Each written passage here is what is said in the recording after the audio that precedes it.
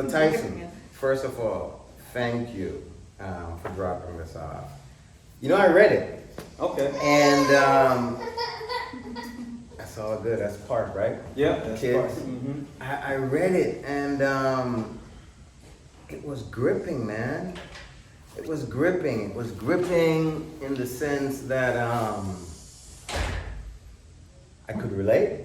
Mm-hmm. And there was more similarities than I thought, than I was expecting. You know, I was also a 5'3" guy in high school who sucked at basketball, who started playing soccer. Okay. And ironically, because of my size, I was bow-legged as well. I was pretty aggressive as a defender.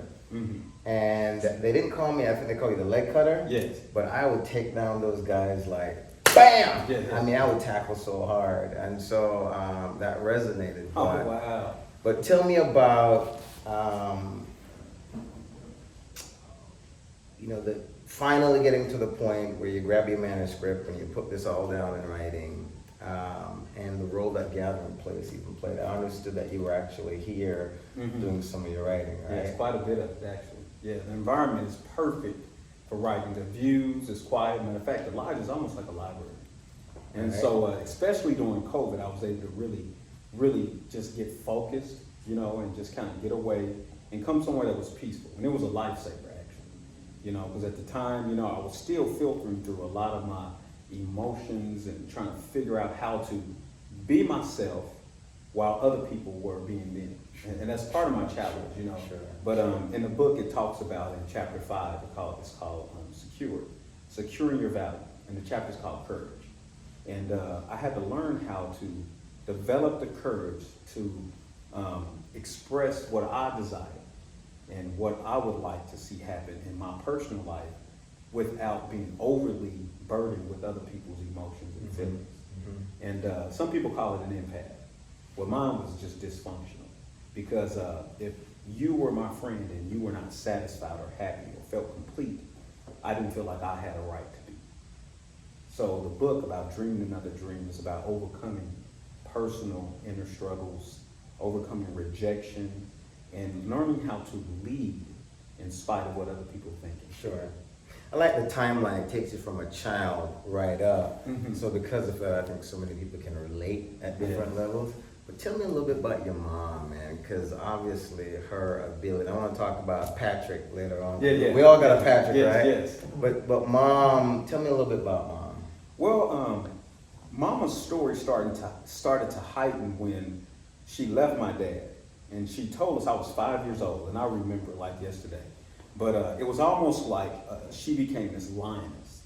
She always loved us, but her protective skills, her focus became more intense because she said, I'm gonna be alone. But I would prefer to raise you all by myself so that I can give you a different environment. She said, if we stay in the same environment, you may think that's how life should be. So what I'm gonna do is move so you can have a choice.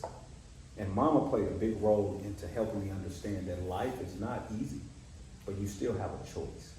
You still have a choice, and I want to give you that power to choose. My daddy, he was involved in drugs and alcohol, and so he was abusive verbally, physically, with my mom especially. And she said, if we stay, you may believe this is normal.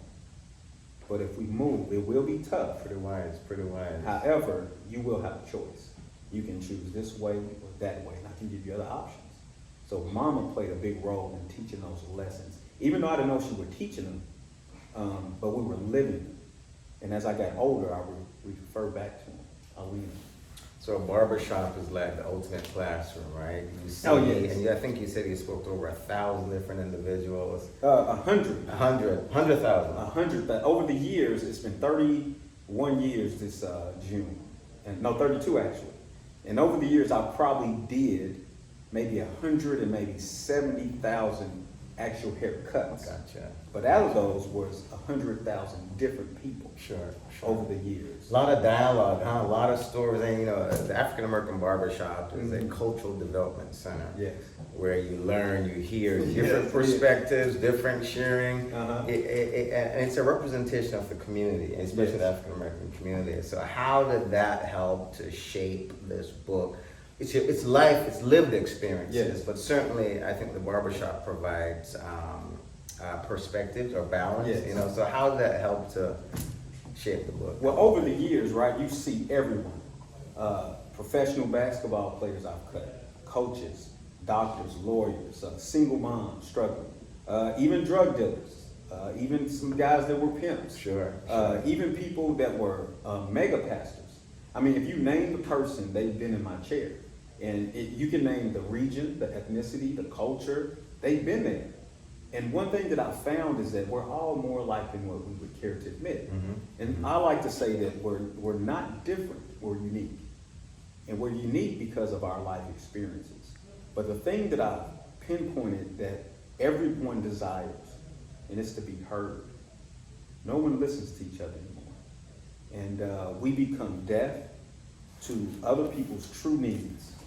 And we become dumb to our own personal dreams and goals. So we stop speaking about what we want because people tear them down quick. And then we stop listening because we're not heard. And one of the things I try to do with my children is give them a voice. And the goal is if they have a voice and they see me allowing them to speak their truth, to speak what's on their heart, then maybe they'll listen to me when I'm sharing too. So it will come back and reciprocate. I was trying to find a quote you had underlined it about listening, but important to be heard. So we all have an antagonist, right, in our life. And by the way, I think the writing is poetic. Mm-hmm. He drew references to the simple things like not closing the screen door behind you or your eyebrows. And so it was just a well-written piece, bro. Thank And I'm you. just saying that honestly. It was Thank a you. I appreciate it. well-written piece. And I enjoyed it. And while you took us on a journey, it was also time to really grab you a little bit. But chapter 7 is probably my favorite because I think it's a defining moment with Patrick, right? Yes. And we have all had Patrick, an antagonist that just, but your description and how you wanted to play catch and you anxiously went out there and you were ready to do your thing. But interesting, you chose one of the fastest guys out there, you know? So that it said, sheer determination at the point. But it's interesting after you've gone through your inability to catch Patrick and you went home and thinking mom was just going to be like, Yes, I got you, man, don't worry about That's it, right, baby. that's And right. she gave you a discipline, a perspective that changed your life forever. Yes. And so I think readers, again, I voice is my favorite chapter because it's very revealing in how your mom handled it. But how can you just explain to me again how this continues to impact your life? Well, that chapter is about thoughts and how we think. And we are our most dominant thoughts. And during that time, I was trying to catch Patrick. We were playing tag. And we grew up in the projects. And I couldn't catch him. And they were laughing at me. My brother was the main one. My oldest brother, he was just laughing. And he was fast too, so he could never be caught. And if he was caught, he could catch someone quick. Well, my feelings were hurt. Well, I've learned that feelings are not really something that we can rely on because we don't often feel like doing the right thing. We don't often feel like getting up going to work or speaking nice or being kind. However, we have to live by our convictions and by our principles. And if we don't do that, then we're subject to how we feel. And feelings are like roller coasters. They have no intelligence. Sure. And feelings are designed to fuel your passion, your purpose, something that has merit to it. And my mom taught me that day, after I ran into the house crying, that they were laughing at me. And I'm thinking of she's gonna console me and take care of me, maybe give me a cookie, she used to bake these cinnamon rolls, maybe give me a cinnamon roll, but she didn't. She actually gave me a spanking, she disciplined me. And she told me that you do not have to be a victim of what people think and say. What you say, what you believe, how you think matters more than that. Get yourself together. How deep and wise of her during that time to recognize that if she had comforted you, she would not necessarily be helping you. And she gave you a life lesson at that point that just... She did, and I don't know if she really knew what she was doing.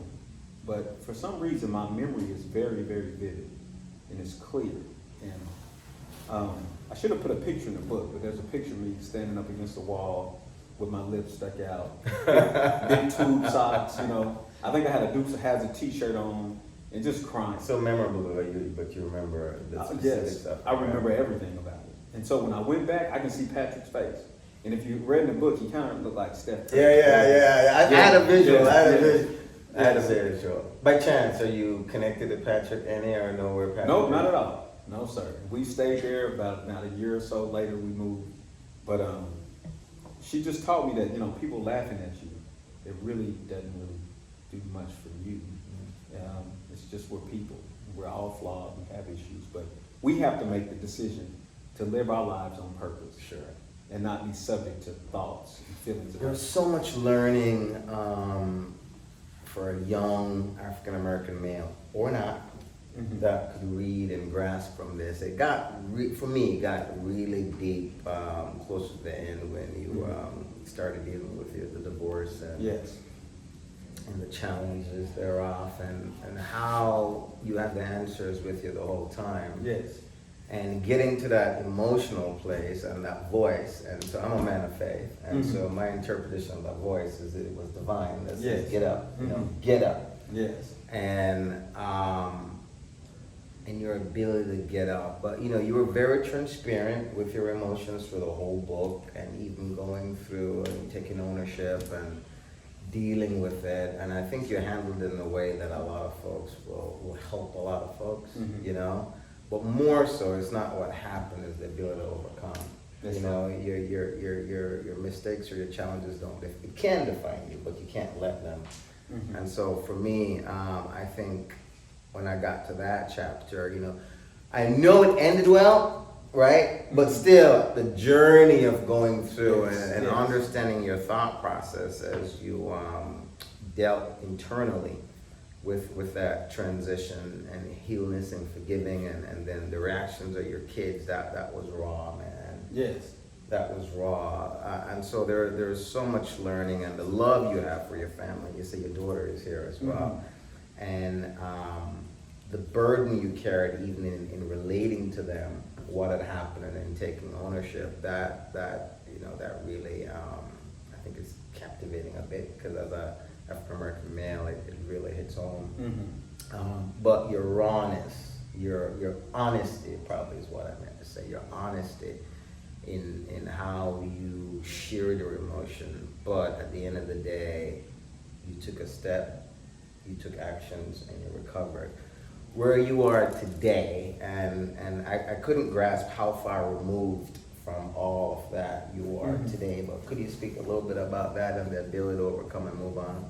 Well, the divorce was really big, and the reason why is because I made an internal vow that when I was 5 years old, after watching my mom go through what she went through in chapter 2, the chapter about forgiveness, that I would meet a woman, marry her, and treat her better than my mom was ever treated. And this will work, but I did it at my expense. And you're a man of faith, we don't put our trust in ourselves. We have to believe in something bigger. Well, it didn't work. The dream failed. The number one dream I had, the first dream that I spoke and said that will be mine, it failed. And I blamed myself. But I realized that I'm a perfect human, yet flawed. And that I have an opportunity, as long as there's breath in my body, to do more, to become more, to serve. And while I was sitting on the sofa crying, and it was after we were talking about the kids and their arrangements and everything, custody, I heard that voice and it said, get up. And I had already started the manuscript. And obviously that chapter wasn't in there, because I hadn't quite finished. Sure, and I wasn't sure if I was going to even talk about any of that. But that was my story. And my story is I had a dream. The dream failed, but I can dream another dream. And that dream of being connected with people, loving my children, covering them, being a friend to their mom, still living up to the standard that my mom put before me, it was still there. And I am not my failures or my flaws, because my purpose has more merit than that. Certainly. With the church title is Dream Another Dream, the ability to continue to aspire.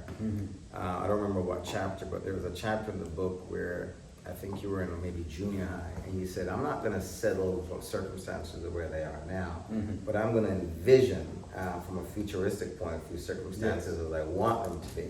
And you started visualizing yourself in the backyard and barbecuing and living in, I think, a ranch style home and having a family. And I think that's powerful, because if you don't have a vision, if you don't have a dream, you don't have a destiny.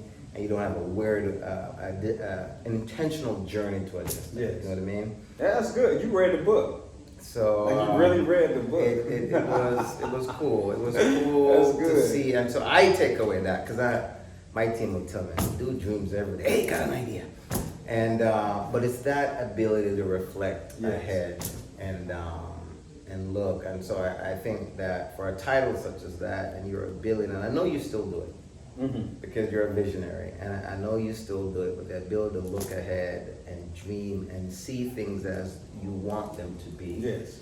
And then through faith, achieving that at a later time. But if you don't have that visual image, it's so much harder, because it's not tangible for you to see yourself in it. So, look, man, I just wanted to reach out and say thanks for dropping off a book. This is Tyson, Thompson, Dream Another Dream. If you have not, where's this book available? You can get on Amazon right now. It's available on Amazon. It's a good read. It's a motivational read. It's a life lesson read. It's a read about overcoming, and it's also a read about mental challenges and getting outside of your mental psyche.